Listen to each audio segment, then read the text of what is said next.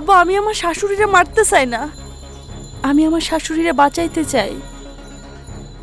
দরকার হলে আমি আমার জীবন দিয়ে আমার শাশুড়িরে বাঁচাইতে চাই।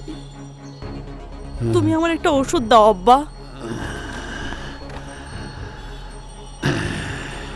একটা ওষুধ দাও। আজকে 15 দিন শেষ। হ্যাঁ, আজকে 15 দিন শেষ।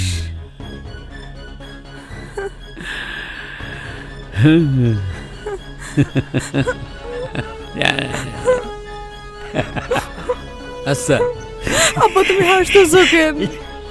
আচ্ছা, তোর তোর কেমন কইরা মনে হইল যে আমি তোর বাপ কাউরে বিষ দিয়া ফেলাইতে পারি? এটা হয় না, আমি তোর বাপ না। হ্যাঁ?